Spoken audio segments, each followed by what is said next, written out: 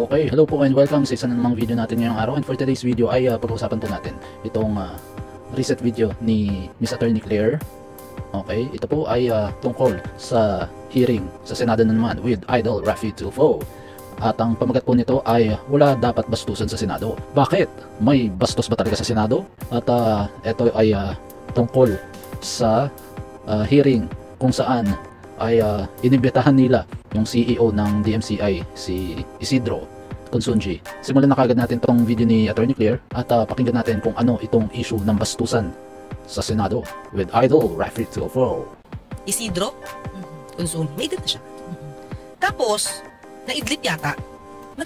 Bali, may edad na daw siya, si Mr. Isidro Consunji. Sa mga nakikita kong balita na si Mr. Consunji nga daw ay 75 years old, okay, at naimbitahan sa hearing dito sa Senado. Okay? Tanda na eh. Sinigawan siya ni Senator Raffy Tulfo. Na parang kahit bilyonaryo ka, huwag mong gawin dito yan. Parang, ewan ko kung malinaw mata ni Idol Raffy. Pero siguro singkit nga to si at saka parang may eyebag yata. Pero kung titignan nyo sa malayuan siguro, parang nakapikit.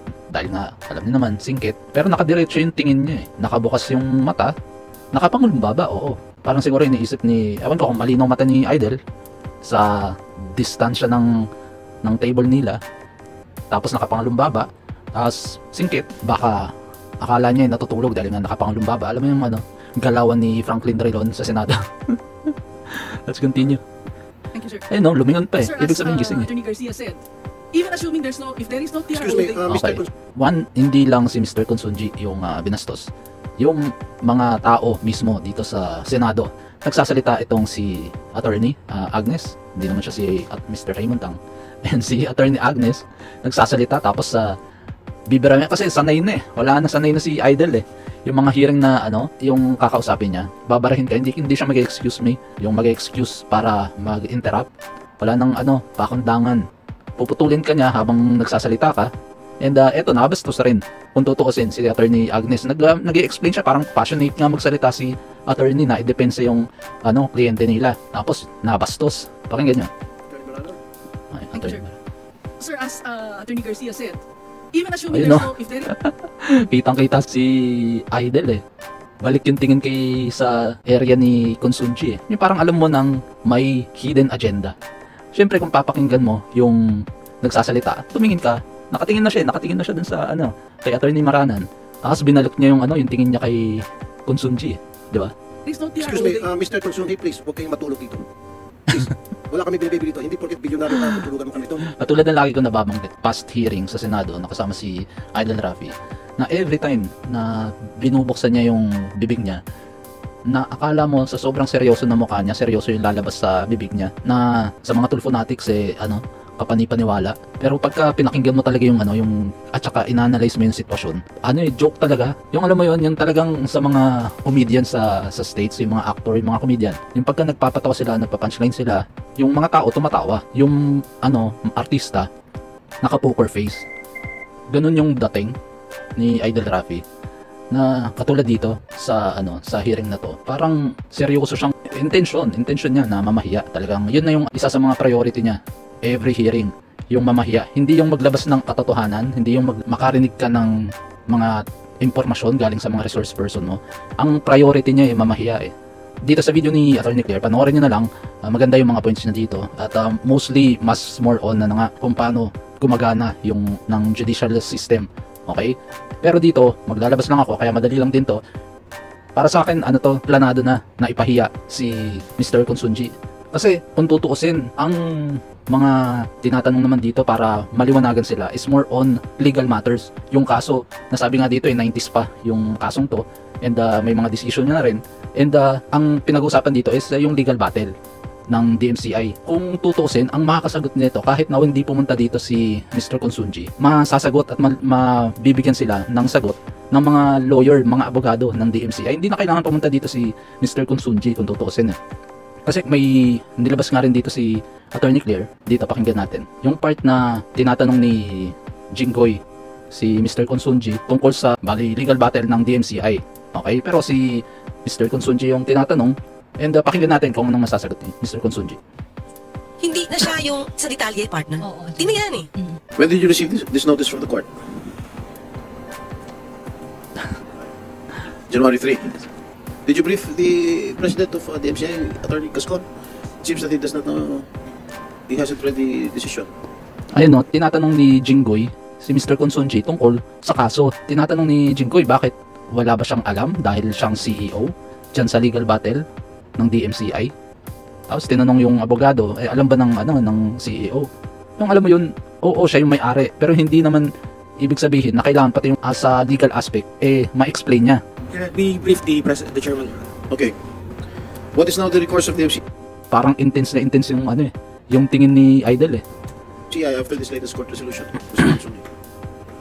I think we filed a motion for reconsideration. How can you find Ayun no, I think we filed. Sino ba ang the best na para makasagot niyan? Sino ba yung humaharap sa korte? Sino ba yung nagpa-file ng mga motion for reconsideration ng mga ganyan? Di ba? Mga abogado, hindi kaalam si Mr. Consunji sa mga ganyan. Ba't mo tatanungin ng ganyan?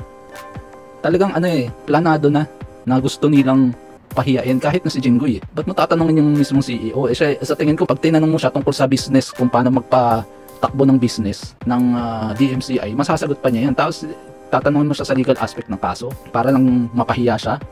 'Di ba? Alam ko, parang na to, planado na gusto nilang pahiyain talaga. Pa lang sila dito, nagwa-warm up. Parang nag-tag team si Tulfo at saka si Jinggoy kay Mr. Consunji. the motion for reconsideration? This is already the answer of the first motion for reconsideration. You cannot file a second motion for reconsideration. Di ba? Yung mga ganang tanongan, itanong mo sa abogado, hindi sa nagpapatakbo ng business. Our lawyers believe that it is not a second motion for reconsideration. Oo. Alam mo yun, yung opinion niya na lang yung kung ano yung pagkakaalam niya, kung ano yung tinatakbo ng kaso, yun na lang yung opinion niya. Pero yung kung gusto mong makarinig ng kung kamusta na yung kaso, dun ka sa abogado magtanong. Di ba? Mukhang naman maliksip pa tong si Consunji. Maliksip Tingnan mo, nakafocus na yan. Parang nakapikit yung, parang pilit na pilit siyang ibuksan yung mata niya. Sa sobrang tanda na rin, yung mata, eye bags, tuto, lahat-lahat na pag yung sign ng aging, 'di ba? Kahit naman sino na pagka tumanda ka rin, pagdating ng panahon yung mga lolo't lola natin, yung parang yung mga mata nila parang bagong laging gising, yung parang singkit na singkit pa rin, 'di ba? Because the second decision is different from the first one. O, 'di ba? Kasi siguro ito na rin yung taktika nila para mamahiya na parang kapag ikaw may-ari, hindi mo alam yung isasagot mo, isa na yun sa punto nila para pahiyain ka, 'di ba? Kaya na to, hindi ako naniniwala na inimbita siya diyan para mag-explain ng panig ng DMCI kasi katulad ni Attorney Contacto sa PCSO, aware siya kung ano yung sasagot niya sa mga problema ng PCSO, parang ganun. Kung itong mga abogado ng DMCI, sila yung humahawak ng kaso, mas aware sila kung ano yung gusto mong malaman na itatanong dyan sa Senado. Lalo na nasa korte, sila yung uma-attend. Kaya sa kanila ka dapat magtanong ng mga gusto nyong linawin sa kasong to, sa mga abogado. Yung mga abogado na may alam sa kaso, pinapahiya nila paano pa yung mismong may-ari na hindi naman aware sa kung nasan na, kung may motion for reconsideration o malalaman mo na lang kung nanalo ka o hindi, kung ano bang kailangan i-apila. Ganon. Pero yung taktika, mas more on dun ka maniwala sa abogado. Kaya dito sa tingin ko pinagtulungan nila ni Jinggoy at saka ni Idol itong si Consunji para mapahiya. No, I don't think so. Oh. I'm not, I cannot judge that, sir. I'm not aware. Kita ka? Magaling samugat. Hindi din siya nagpapatinag kung gusto niyang pahiyain siya. Pero kaya yung bandang nung si Raffy Tulfo na yung bumanat wala na dun sa issue yung banat niya. Doon na lang sa nakita niya daw na natutulog, i-replay natin yan. Ayun no. Thank you, sir. Sir, as Attorney Garcia said, even as Nakita niyo si Idol? Kung yung sino nagsasalita, doon ka titingin. Pero itong si Idol, nakatutok na yung niya, sasabihin niya doon kay Consunji. Kunyari, lilingon siya dun sa nagsasalita tapos babalik siya ng tingin dun sa area ni Consunji. Alam mo na pinagtitripan nila si Mr. Consunji. I-replay natin na slow motion. Ayun nakapangulong baba lang. thank you, sir. Medyo singkit. Lumingon Sir, doon as, sa nagsasalita. Tingnan natin si Idol. Garcia said, Nakatingin sa nagsasalita. even Oy! assuming if there is no Excuse me. Oy, excuse me po. Ayun biglang balik kay Consunji. Target acquired. Tapos launch the missile. Ayun na yun. Ayun na yun. Alam na natin, wag nyo nang depensahan. Alam na inimbitahan nila si Mr. Consunji para pahiyain. Kasi alam naman natin, napapanood ko na rin ilang beses yung mga hearing tungkol dito sa DMCI. And I think first time ni Mr. Consunji na dumalo dito sa hearing na to, parang katulad din nung sa PCSO, nung dumalo na si Mr.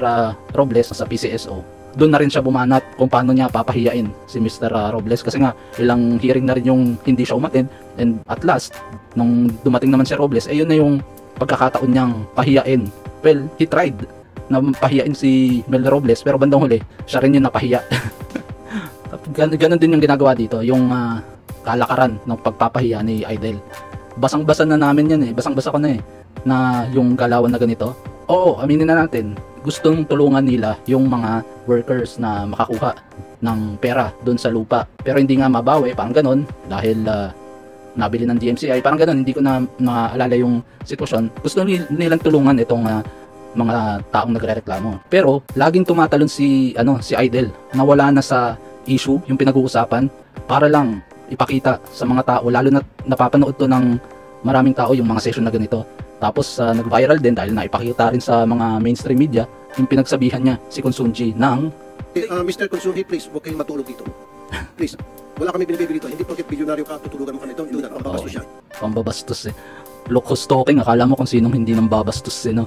Akala mo kung sinong anghel na hindi nang babastos sa mga tao sa programa niya. Parang hindi nang babastos Tapos itong si Mr. Consunji hindi naman natutulog. Gusto niya lang talagang ganti yan. Papahiyain niya yung mismong CEO para pagdating sa mga Tulfonatics. Wow, ang galing ni Idol na mahiya ng bilyonaryo. Well, in fact, sinungaling ka naman, Idol.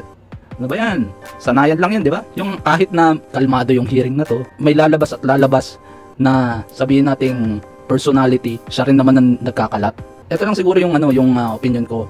Ito ay planado na napahiyain si Mr. Consunji, at yun nga, nakamit nila. Mission achieved, hindi mission failed. Mission achieved. Napahiyain nila si Mr.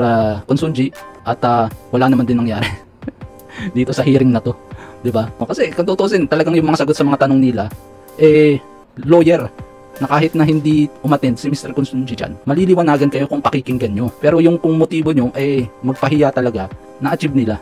Mission accomplished yung kanilang plano dito sa hearing na to. Okay? Bravo Idol and Senator Jinggoy, and hanggang dito na lang po ang video natin ngayong araw. Salamat sa mga sumuporta at nanood, at please paki-follow po ako sa Facebook page and paki-subscribe na rin po ako dito sa YouTube channel ko. Okay? Hanggang sa susunod, ingat po tayong lahat. Ciao.